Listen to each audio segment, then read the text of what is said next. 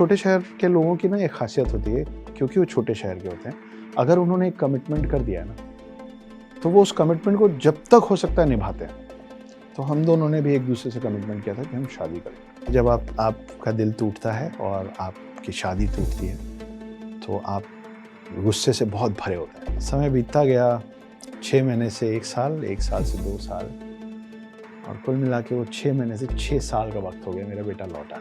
Depression जो चीज़ है ना, वो मौसम जैसा है, कभी भी आ सकता है। मैं डिप्रेशन में था बहुत समय तक। उसके बाद मैंने जो किया वो आई am not proud of what I did. दुख भरी दास्तान मैंने आप लोग सुना दी है, पर मैं आपको दुखी छोड़ के नहीं जाना चाहता। जो इस एज में है और जिन्होंने अभी तक शादी नहीं की है, उनको एक बहुत बड़ी सीख मिलती है। वो ये है कि हाय, मेरा नाम अक्षत गुप्ता है।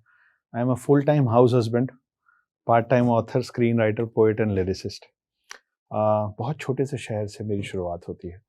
नाम है अंबिकापुर, ज़्यादातर लोगों ने नहीं सुना होगा। हमारी तरफ रीजनल लैंग्वेज में एक कहावत चलती है, और वो कुछ ऐसी है कि छोटे छोटे गांव में खोल दें स्कूल जी, छोटे छोटे गांव में खोल दें स्कूल जी, 5 ठो कक्षा हुए 1 ठो गुरु जी। वही है हेडमास्टर और वही है चपरासी। Nothing is changing in this school. वही है हेडमास्टर और वही है चपरासी। ऐसा स्कूल में शिक्षक लाए फांसी। जे दिन बच्चा मन आए वो दिन शिक्षक मन नहीं आए, जे दिन शिक्षक मन आए वो दिन बच्चा मन नहीं आए, और जे दिन दोनों आए वो दिन छुट्टी। सो हम किसी ऐसी पृष्ठभूमि से आते हैं जहाँ पे कुछ साल पहले रेलवे स्टेशन बना है। मैं अपने परिवार में तीसरी पीढ़ी हूँ होटल और रेस्टोरेंट इंडस्ट्री की। तो खाने का और खिलाने का दोनों का बहुत शौक रहा है, और जात से भी हलवाई हूँ। कहानी थोड़ी सी आगे बढ़ती है जीवन की। क्लास 6 तक सब ठीक था, पढ़ाई में बहुत अच्छे नहीं थे, पर ये मालूम था कि फाइनली अपने रेस्टोरेंट होटल में बैठना है, तो मैथ्स, केमिस्ट्री, बायोलॉजी इसकी बहुत ज़्यादा दरकार जीवन में पड़ेगी नहीं।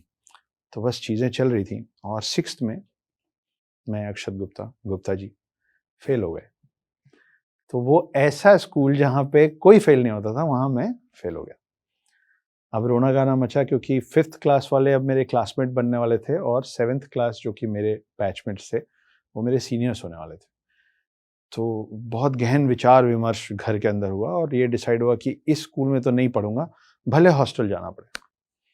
तो जब हॉस्टल भेजा गया तो वहाँ से सफ़र अंबिकापुर से निकल के रायपुर पहुँचा। रायपुर अब छत्तीसगढ़ का कैपिटल है, मगर उस समय रायपुर मध्य प्रदेश का हिस्सा होता था। नया स्कूल, नए दोस्त, हॉस्टल, माता पिता से पहली बार दूर। क्या होता है ना कि जब आपके आसपास चीज़ें सही नहीं होती रहती हैं, तो आपके आसपास के बड़े बुजुर्ग आपको एक लाइन बोलते हैं, जो जिससे आपको बड़ी कोफ्त होती है, बहुत नाराज़गी होती है वो लाइन सुन के, और वो है कि बेटा, जो होता है अच्छे के लिए होता है।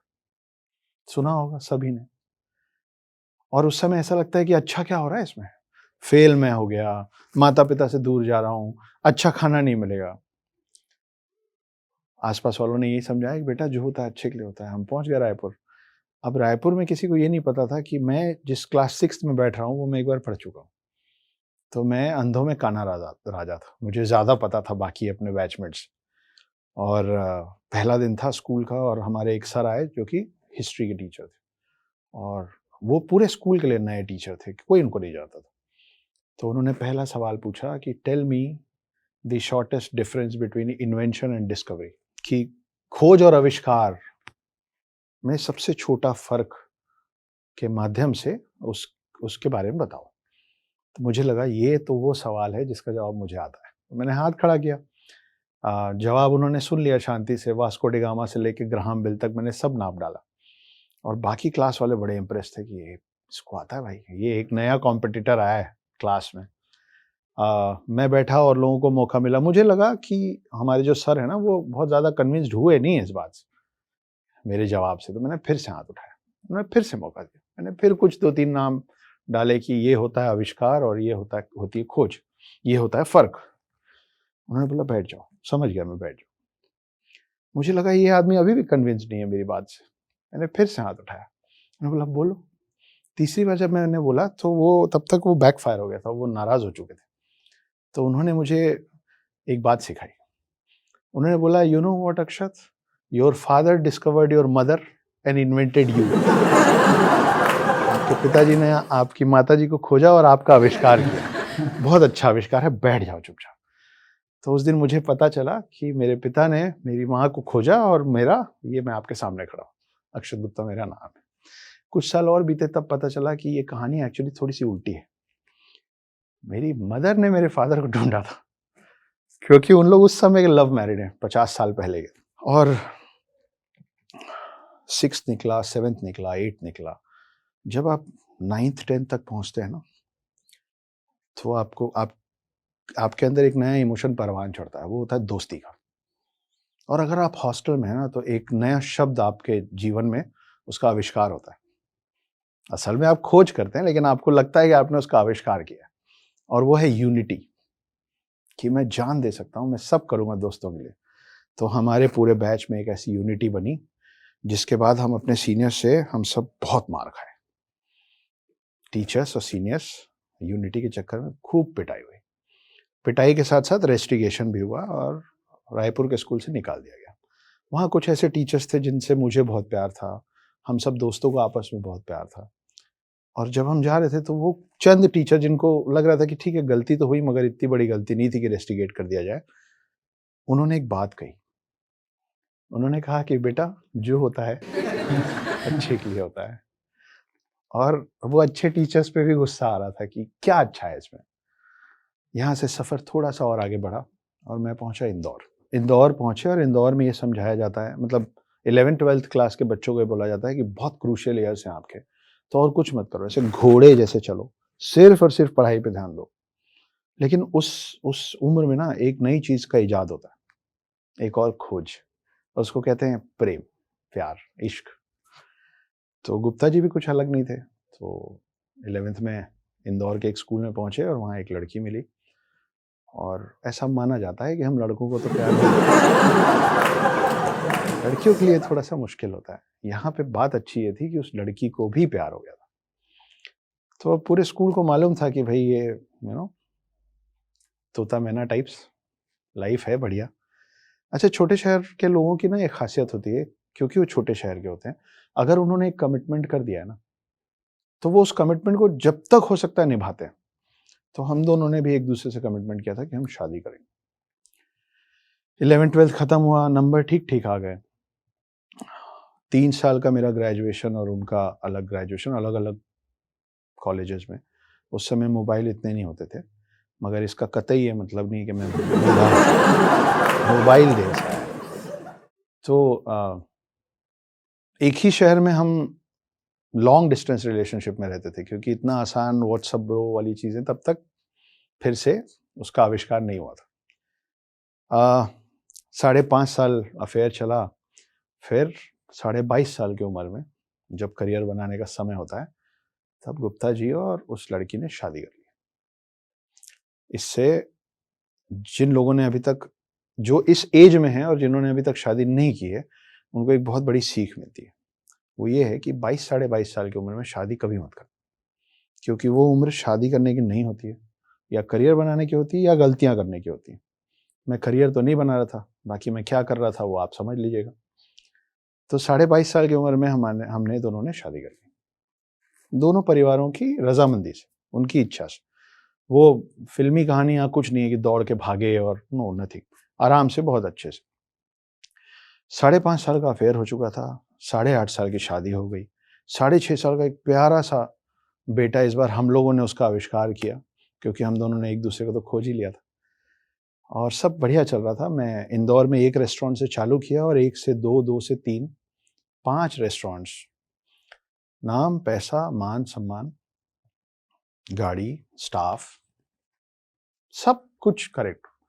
माता पिता, छोटा भाई, उसकी पत्नी, मेरी पत्नी, मेरा एक प्यारा सा बेटा, एक खुशहाल परिवार।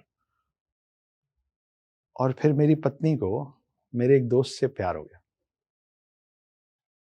तो 5.5 साल की शादी, 5.5 साल का अफेयर, 8.5 साल की शादी, और 6.5 साल का बेटा। 33 साल, 33 ईयर्स की एज में वो 20 साल का मेरा मीनिंगफुल लाइफ एक दिन में जीरो हो गया। अब मुझे नहीं पता था कि मैं किस चीज़ का आविष्कार कर रहा हूँ और मैं क्या खोज रहा हूँ अपने जीवन में। डिप्रेशन जो चीज़ है ना, वो मौसम जैसा है, कभी भी आ सकता है, किसी को भी आ सकता है। वो समय बता के दरवाज़ा खटखटा के नहीं आता। उस पे मेरी चंद लाइनें हैं आप लोगों के लिए कि दीवार पे सीलन पड़ती है, आप लोग को पता होगा, है ना? आप लोगों ने एड्स में देखा होगा कि वो एक लाइन पड़ती है जिसको सीपेज कहते हैं अंग्रेज़ी में। एक बार अगर दीवार में घर के अंदर वो लाइन पड़ गई ना, तो वो लाइन कुछ भी आप कर लीजिए वो हट नहीं सकती। उस दीवार को उस पानी की उन बूंदों के कारण जितना नुकसान होना था हो चुका है। सोचिए कि कितने साल पहले वो पहला छींटा पड़ा होगा दीवार में बाहर, और फिर वो धीरे-धीरे करके ईंट के बीच में से सीमेंट को काटते हुए हर मौसम दर मौसम उस दीवार को कमज़ोर करता-करता जब अंदरूनी दीवार पे दिखता है ना, तब तक उस दीवार को जितना डैमेज होना होता हो चुका था। ये मान लीजिए कि वो दीवार के लिए लास्ट स्टेज ऑफ कैंसर है कि उससे नहीं बढ़, फिर आप उस दीवार को पोतते रहिए, अलग-अलग रंग से पोतते रहिए। काला पोतेंगे ना, तो भी वो ब्राउन रंग में दिखेगा। वो आपके आउटकम के साथ अपना रंग बदल-बदल के बार-बार बताएगा कि मेरे को कैंसर हो गया। डिप्रेशन ऐसे ही होता है। बहुत समय तक अंदर रहता है। आप तकलीफ में रहते हैं और फिर कोई एक दिन आता है, जब वो बाहर आ जाता है। तो उसपे चंद लाइनें हैं कि दीवार पे जब सीलन दिखती है, तब मालूम पड़ता है कि कतरा-कतरा कर पानी रिस रहा था अंदर ही अंदर धीरे-धीरे कहीं। मुझे शक है कि ऐसा सिर्फ़ दीवारों के साथ होता है। मैंने देखी हैं वो शक्लें जो कतरा कर रह जाती हैं। आँखों से रिसती नहीं, अंदर ही अंदर टूटती हैं। दीवारों की तरह ही घुटते-घुटते एक रोज़ वो भी ढह जाएँगी। तो फिर वो एक दिन आया 3 मई 2014 का, जब एक मजबूत दीवार परिवार का मतलब मैं ढह गया। मैं डिप्रेशन में था बहुत समय तक। उसके बाद मैंने अ, जो किया वो आई am not proud of what I did, पर मुझे ये नहीं मालूम था कि 33 साल के काम और मीनिंगफुल लाइफ में 20 साल का जो सबसे ज़रूरी पार्ट था, जब वो आपसे छीन लिया जाता है, तो फिर आप वही हरकत करते हैं जो 13 साल के बच्चे का दिमाग जितना होता है। तो I try to end my life, I am not proud of it, don't try that at home at all. 5 दिन अस्पताल में पड़ा रहा।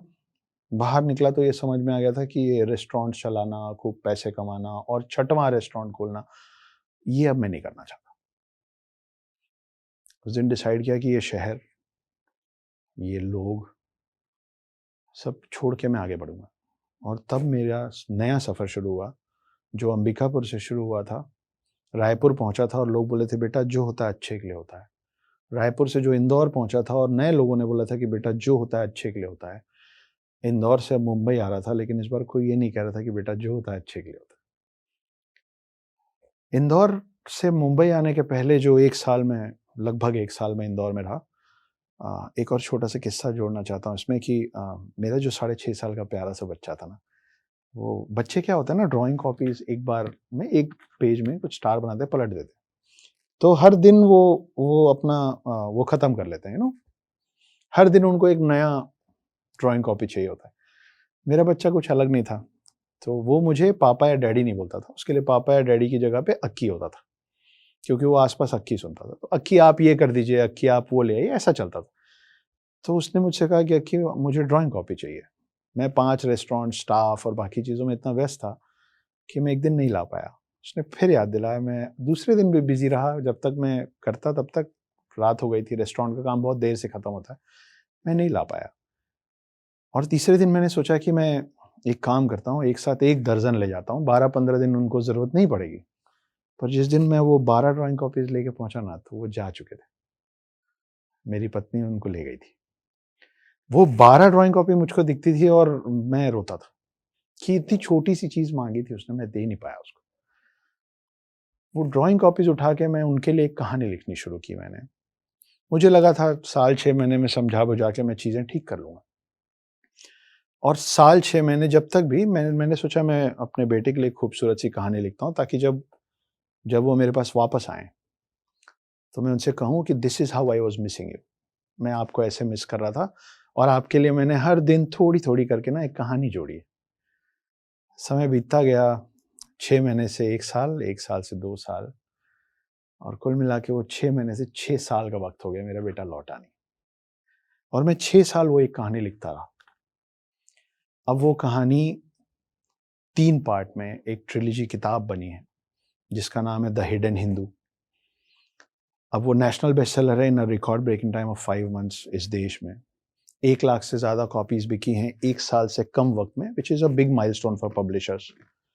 और मिस्टर महेंद्र सिंह धोनी साहब की कंपनी है जिसकी ओनर है साक्षी धोनी, उनकी समकक्ष। उस कंपनी का नाम है धोनी एंटरटेनमेंट, और उन्होंने इस किताब के राइट्स मुझसे खरीदे हैं और इसमें 3 पार्ट में फिल्म बन रही है। इसके अलावा मुंबई आके मेरा जब नया स्ट्रगल शुरू हुआ तो मेरे पास अब 7 फिल्में और हैं इस किताब के अलावा। लेकिन मेरी पर्सनल लाइफ की दुख भरी दास्तान मैंने आप लोग सुना दी है, पर मैं आपको दुखी छोड़ के नहीं जाना चाहता। तो क्या होता है कि जब आपका दिल टूटता है और आपकी शादी टूटती है तो आप गुस्से से बहुत भरे होते हैं, और जब आप गुस्से से भरे होते हैं तो आप गलत निर्णय लेते हैं, और वो गलत निर्णय कुछ ऐसे होते हैं कि प्यार व्यार सब गलत चीज़ है, ये सब कुछ नहीं होता है, बेवकूफ़ियाँ हैं ये सब, और प्यार मैं कभी नहीं करूँगा, शादी तो मैं कभी नहीं करूँगा। तो मैं भी ऐसे ही था कि ये सब फालतू चीज़ें हैं, प्यार व्यार मैं कभी नहीं करूँगा।